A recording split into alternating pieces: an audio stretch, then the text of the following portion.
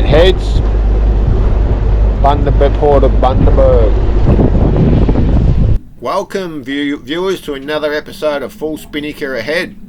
This is episode 31 part 4, and in part 3 we sailed from Curlew Island on 2 overnight sails through the Gladstone bulk carrier field and down the coast to Bundaberg. We arrived here early in the morning, 5 a.m, and we're also waiting on word from Werner Engineering to see whether they can remanufacture our failed drive plate.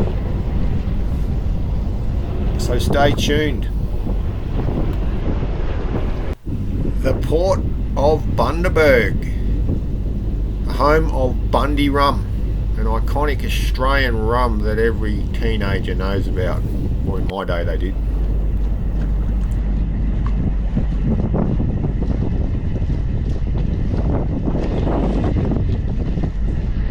Decent sized river.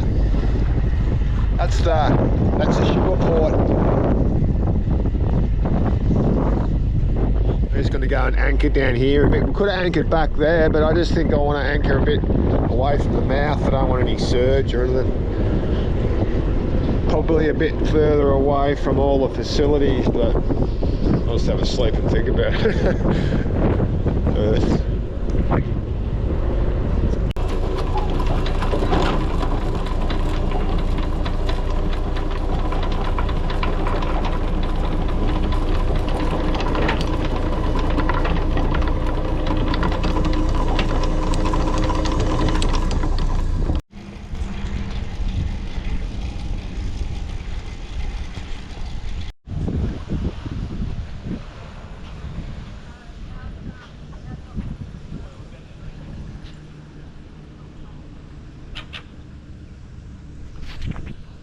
Bundaberg Marina looks pretty good, and they've got spaces available just over $300, no, about $400, $400 and something dollars a week, but that's for monthly, so not too bad.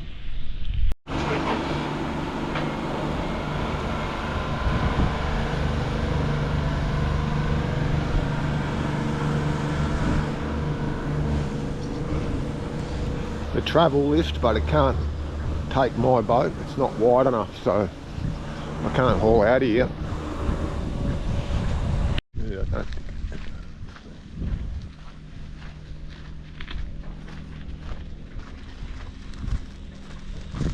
The long-term hard stand in Bundaberg.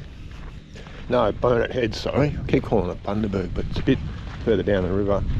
And you can see all the boats here. You're not allowed to live on them, but they're all got ratchet straps holding them down, so an indication that it is a cyclonic area.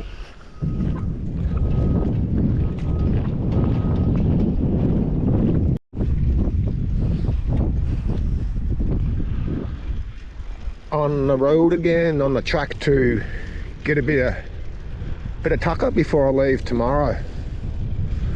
Looks like there's a few boats leaving, getting the tide out, and the northerly wind's going to kick in the Savo as well, but I'm just going to stay here till tomorrow morning.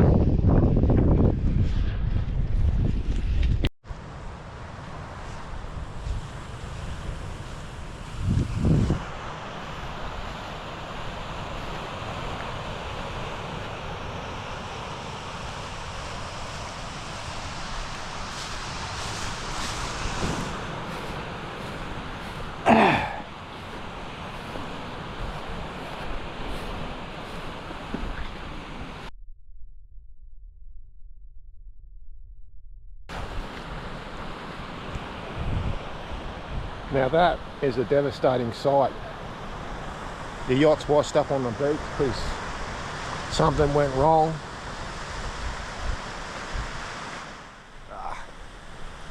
Don't even like thinking about it.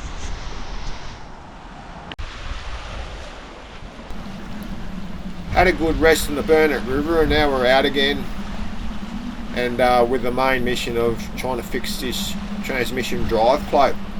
I called up Werner Engineering and they couldn't manufacture that spline. So we called the Volvo Penta dealer, and he recommended a bloke in Salisbury and Brisbane, D.E.M.A.T they're called. So I rang D.E.M.A.T up, and he sounded like he could give us a hand. So I got Werner Engineering to send that drive plate to them, and so now we're waiting on their opinion.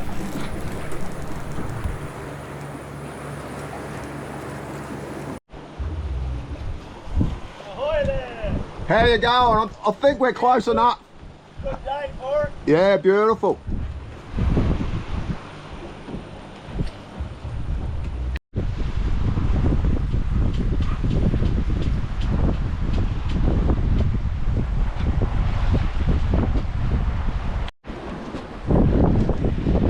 Righto, left Bundaberg this morning, or Port of Bundaberg, Burnett Heads.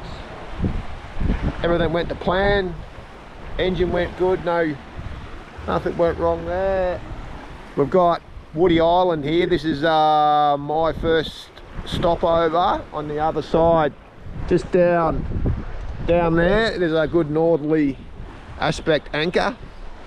I'm off the main channel in the sandy straits. There's a sandbar there, and the main channel's over there, so I'm on the inner channel. It's been a great sail, really, doing now 7 knots, and the trouble being we've got a thunderstorm coming tomorrow. It's going to start raining about lunchtime-ish, so I want to go and find an all-weather Anchorage. So there's Gary's Landing, there's Suzanne River, the Cowrie Creek, and I wouldn't mind betting with the amount of traffic that's here that everyone's doing the same thing, but they might all get in there today. But it's already going to be 3 o'clock by the time I get down there. Only got another 3 hours to find a spot, so I think I'll do that tomorrow morning and have a relatively early one, which is pretty unusual for me, but so I've got to get used to doing that. Anyway, that's about it. We haven't even changed the sails once, been overtaken a few times. Yeah, that's about it. Catch you later.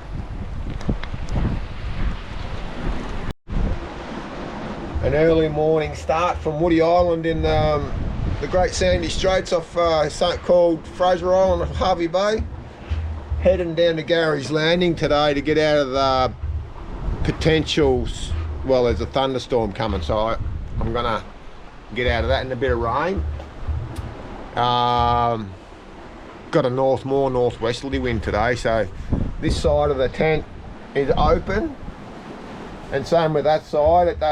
It's an awesome thing, this canvas cover. It's worth its weight in gold. It needs probably a replacement soon, but 5.2 knots. We've got 20 miles to do. Want to get there by lunchtime, and it's a bit of turning and it's a bit like this the whole way, because it sort of ends up being quite narrow in places. What else have we got to say? It was a rocky anchorage at Woody Island. The wind was bending around it, but at the same time there wasn't much to speak of, but it felt a bit rocky when you were in bed. Anchor winch, although I cleaned it the other day and put a little makeshift bush in the back of it, worked beautiful, and I went back to use it again, and nah, she wasn't having it. The brushes are about 10 mil high, and I think it's just had its day. I've got to get another motor. I might try and get it overhauled or something like that, but so we pulled it up by hand, which is luckily you can do that. You just sit on the gypsy and brace your feet there with a couple of rags, grabbing the chain, and then when there's slack in the chain, you can easily pull the weight of the chain and even the anchor, but you can't dislodge the anchor. You need the engine to do that, unless you are a fair bit stronger than me, I suppose. That's about it, I think. Let's have a bit of a walk. Some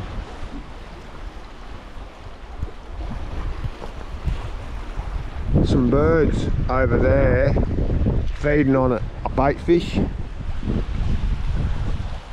The tassels.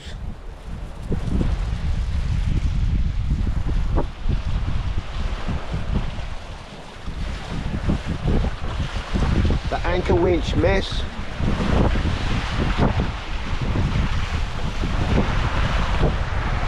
And onward and upward. Today's my day where I get a phone call at 3:40 from the Alfred, and they talk to me about whether I'm going to stay on the medication or not, or whether they're going to take me off the medication. And I suppose that means that I'm in remission, and I can and then see whether I stay that way.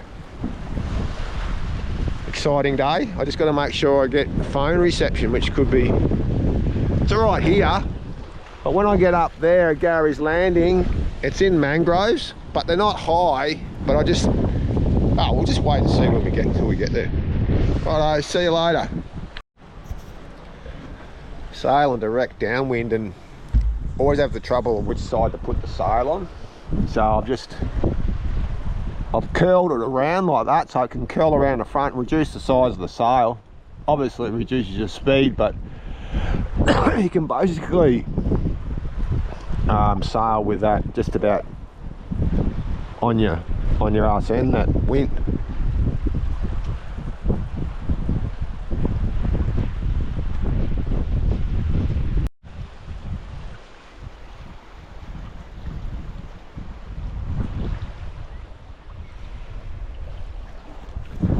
I just had to get back on the camera again. It's just so pleasant, it's not funny. The wind is coming from behind us, as you can see. Like, the sail's just ticking over. Got the Cunningham on, just past the last red buoy. And now it's pretty much open. It's been fairly shallow and winding through the estuary, and anywhere from right on the downwind side to right on the nose, and sailing up to 8 knots. But now let's look at that. It's just such a good sail. Little sandbars everywhere. It's definite channel, and that's what the good having those things. And I've already got a pink marker on my chart plotter from where I went last time.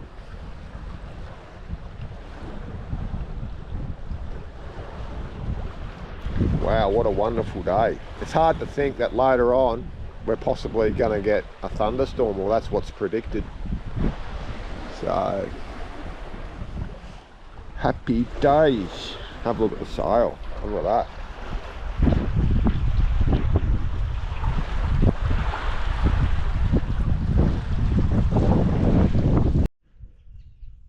Gary's Anchorage. I'm about to show you the anchor winch. It's been playing up for a while, so I pulled it apart, made up a little bush for the back of it out of a piece of sheet metal, a bit of a bush engineering thing, and there's not much brushes left, carbon brush left. So I gave the commutator a bit of a touch up with a emery paper and put it all back together, and it works, and it works pretty good when it works, but it's down in here.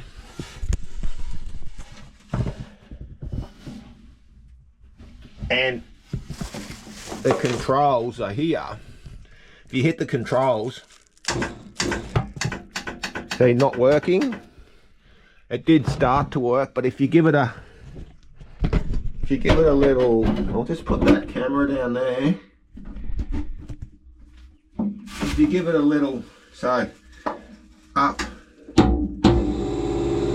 you go, she's working. Down,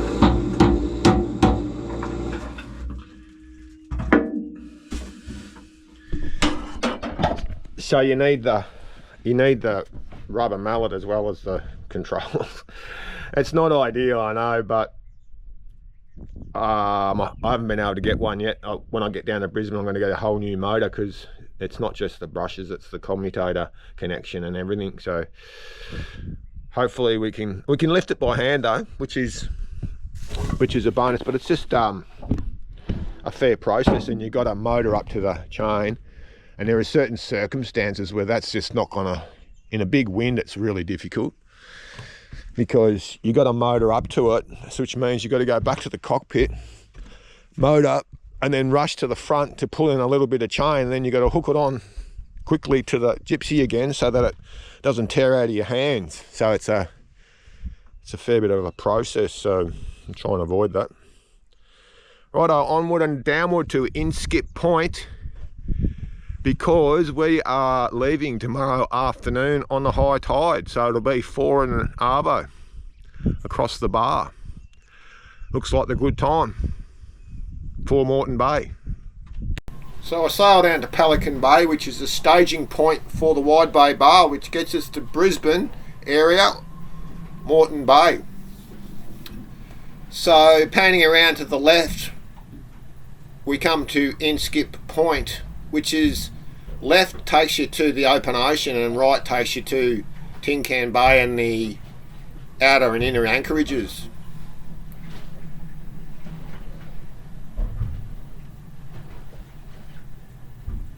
From the outer anchorage where we're moored, we're going to go around Inskip Point, and then we get 3 coordinates from Tin Can Bay Marine Rescue that guide us out through the constantly changing sandbars, and then we're out. We're also going to have a look at the inner anchorage and have a bit of a chat about that. I'm parked out there. To get into here you have to wait for the high tide, like I'll probably get in now, and then you've got these boats here. These boats here are parked in here, and it's really nice if you've got a wind coming from over here. Be awesome. But I didn't do that. I've been here twice now. There's a bit of a caravan park along there. Tin Can Bay is not too far away. And yeah, just come for a bit of a look. We're waiting until about 3 o'clock to cross the bar, and until then we'll do a bit of editing and a bit of exploring.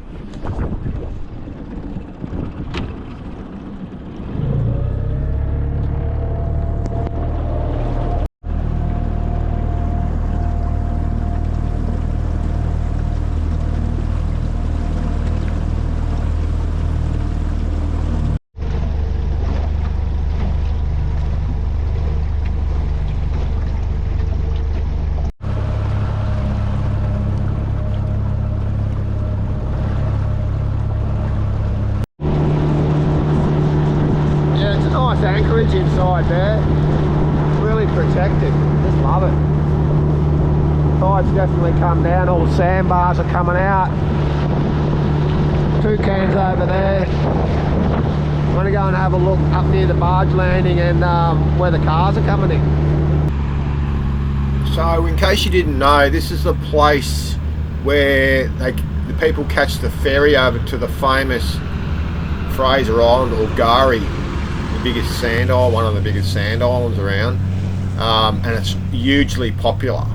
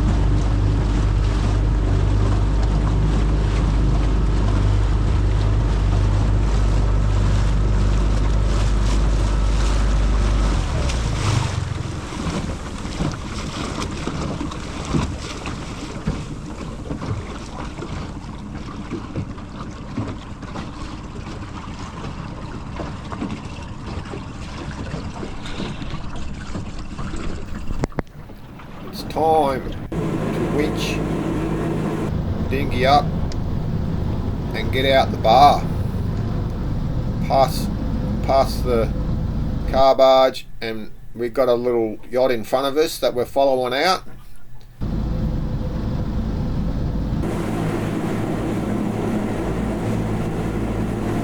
Past Rainbow Beach here. Beautiful dunes. And towards the first marker. Coming up to marker 3 from this side it is, going out of the Wide Bay Bar. We've been going a slow 2.5 knots. Just gone past the first set of sandbars.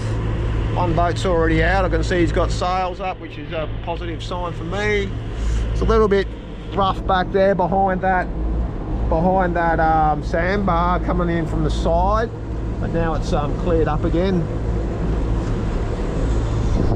So everything's going well still. The plan, if everything's shut down like the motor shut down, is we've got the wind on the nose. The plan would be just turn the boat around and whack the head sail up and then sail back in. It's a pretty good plan, really. Yeah, I just got to get around this next marker and away we go.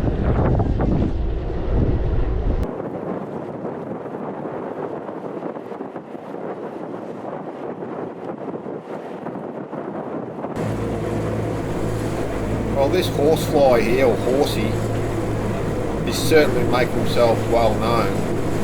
He doesn't look like much, but geez, he's packing a bit of a punch.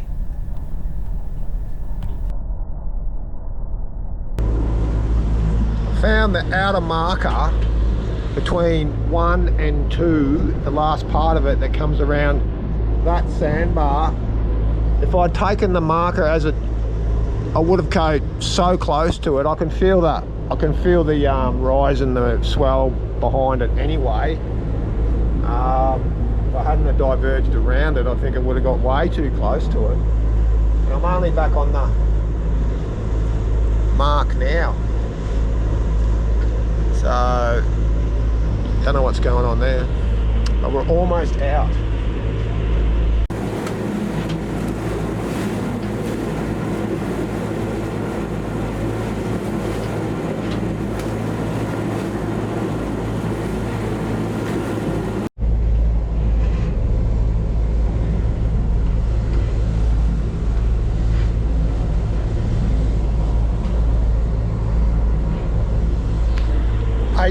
Eight, 9 minutes to clear the third marker.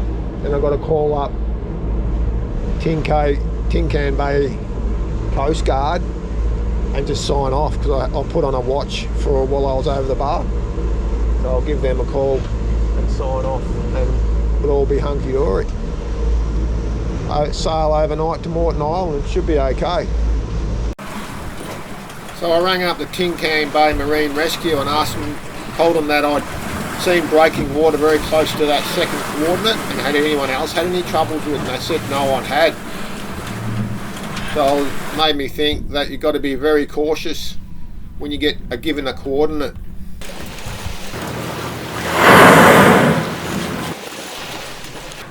Well, that's what I heard as it was getting dark coming out of the Wide Bay Bar, and that got my attention. I just about got a face wash, I reckon, from that whale spout. It was very, very close. Good overnight passage to Moreton Island. Entered through the northeast passage. Non-eventful, and down past the Tangalooma Resort, which you see here. Morning, we're at Peel Island and Moreton Island. A heap of boats over there all parked. We parked here last night against the northerly, and then it changed dramatically. This is all I was coming around that corner, changed dramatically to it was more easterly, and then now it's northwesterly. Anyway, I've got no anchor motor or anchor winch, so I've devised a pulley system to pull it up. I'll just show you that first. That's the anchor, runs in along there around the gypsy. It's got chain gypsy there, and it normally goes down into the locker there. So I've hooked on a hook onto the chain. It runs to a pulley at the front of the boat, runs around there. This is on here as a safety because it's pulling back towards me. If that lets go, that'll come up like really fast. So I'll put on that safety. The chain just lies on there, and then the rope runs back to the winch,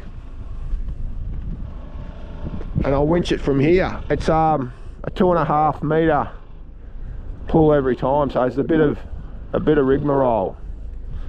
So let's do the standard old there, wind the winch,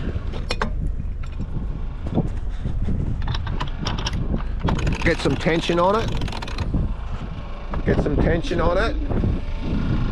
and then you have to release the gypsy so that it just spins. So now that'll just spin when I pull, and then she'll come in.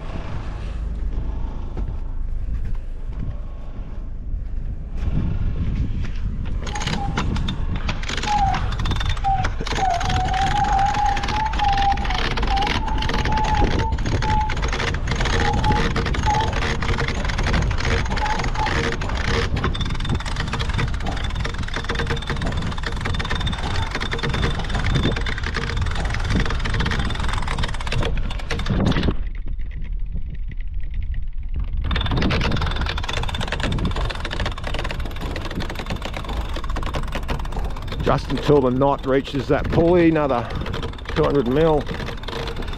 Just on the slow wind at the moment, it's pretty much easier. So now that's as far as you can go. So you have to lock the gypsy. You better wind it with your hands for starters, and then it's just nip it off. That can't move now, and you can release the hook by doing that.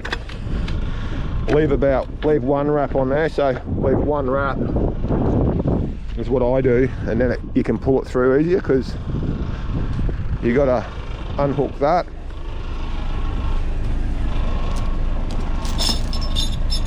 Pull that through.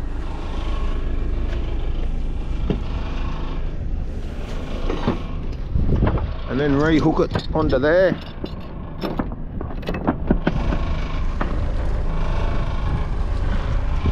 And then, don't undo that yet. Got to take the tension up on the rope first.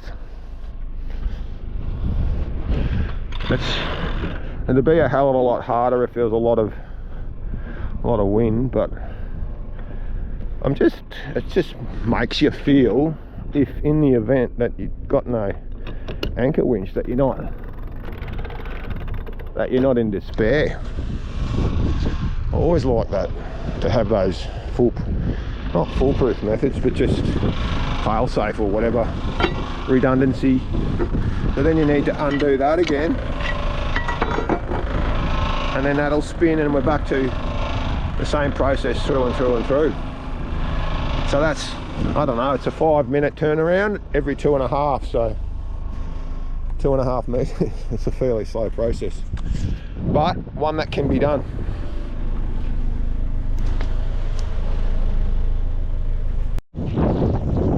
Yep, I've driven onto a sandbar at Canapia. Well marked. Just drifts straight over the end of the sandbar. So what I've done, I couldn't motor off, so I put a chain out and put it out about there. There's a little channel there, and I've got an anchor out the back to stop me drifting onto the sandbar out the back here. but it's only a small anchor, so it might have dragged a bit, that one there. But when the tide comes up, I'll just come around, but it's just a myriad of sandbars in there. It's unbelievable. I went with the tinny and had a bit of a recon. So I've got the anchor out there. When the tide comes up, I'll just slowly start winching my way around there, and then I'll take that off. I'll winch that in, I reckon, and we should be right. We should be right. And then I'm gonna park over there. I went and did a recon on that. That's very shallow and narrow, but if I'm gonna leave my boat when I have to go into Brisbane and stuff, that is sheltered like you wouldn't believe. I'll point the nose out. I'll point the nose out this way from there, just because that's where the southeast will come from. And I'll put an anchor out the back and an anchor out the front. I couldn't get any holding in there. It's all just muddy stuff. I couldn't, even with the engine on reverse up to in 1200 RPM, it was just dragging it. So that's no good for me. There's a bloke down there. He's in shallow water. He seems to be happy. He's no one on the boat, but he was pretty close to the shore. So that's not what I want. In this whole group of islands, there's got to be a better place to park. And you get a northeaster come through there, and it's, you know, it's picking it up a bit. The tide will go out that way, it'll pick it up even more, and that's probably why that's picked up like it is. And if you're on the edge of the bank there, you'd be banging your boat. So I'll try and avoid that. All right, I think we're just about floating.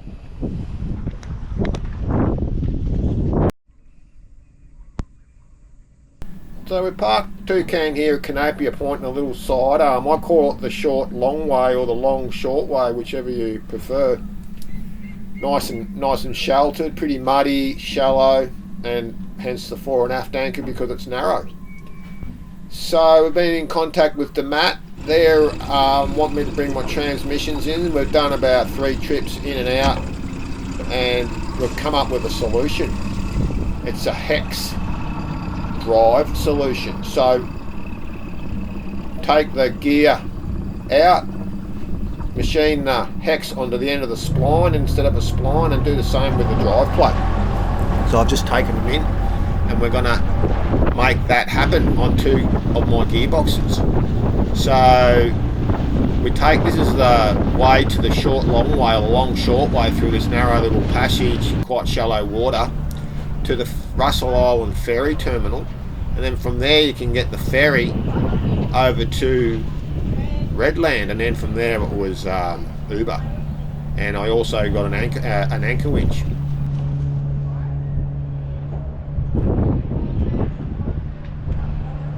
Russell Island ferry jetty with a pontoon jetty for the for your tinnies. The car unloading just there at the moment. They all come from Redland over on the mainland, and they're very cheap as ferries for people. It's like, if you get the TransLink ticket, it's 50 cents a ride. It's crazy. That's a political thing. Otherwise you pay $10 over there and $10 back. Righto, just going up to get me voltage regulator and a bit of last minute tucker, and then back down to the boat. Someone brought a house to Russell Island.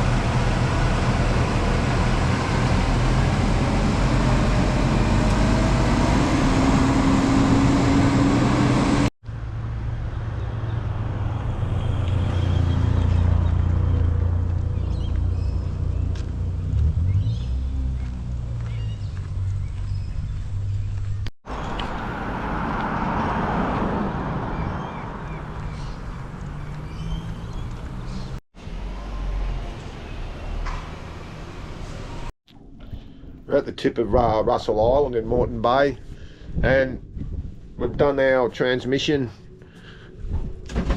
repair. Changed the input spline to a input hex, and then modified the drive plate, the 8-hole drive plate, to a hex as well, so that there's a really tight fit. We were just going to do the spline, put a spline in the in a drive plate, but then you would have had a loose fit because of the worn spline on the end of the transmission. And so we've got this hex machined into the input shaft on the transmission. So the fit should be good. It's probably not the ideal design scenario, but the gears are expensive to buy. The gear sets, they're like $3,000 something. I'm up in Moreton Island where I want to go and get home, so we've come up with that.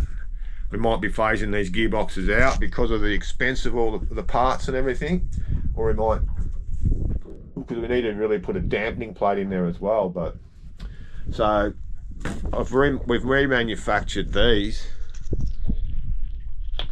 with a hex as well, and we're going to put them in like that. I think it's a great solution. It's $1,800 it costs to get two plates made and 2 shafts on these gearboxes. So I'm going to have a spare gearbox. There's one still chuffing along.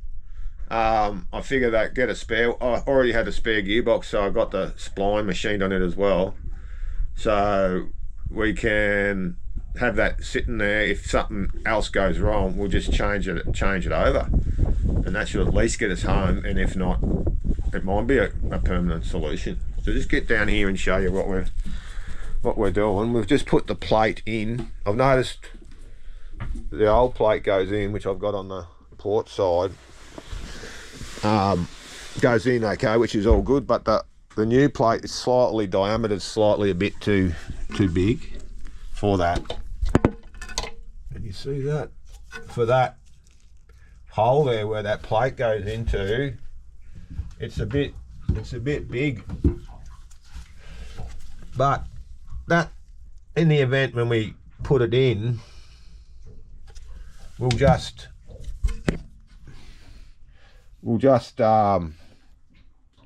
have to machine it down, like with a sander, and just get that diameter down. And I think it won't be much, but it was a bit hard to get in the new plate, if that makes sense. Anyway, here we go. So yeah, great solution. Everything's working well. We are motoring again and manoeuvring brilliantly. The spare gearbox scenario took a bit of a turn when I realised that we have got contra-rotating propellers, so the gearbox might only be good on one side. But then I was thinking you could probably just run it in reverse, so to just for those top situations where you need two gearboxes, but it'd be a bit of a handful to decipher. Anyway, if you know whether I can run them in reverse, let us know. The Transition Out series was a long series, and the last video is extremely long, so if you made it to the end, I take my hat off to you. Please subscribe, leave a comment, and full spinning, get ahead to your dreams, because you never know what's around the corner.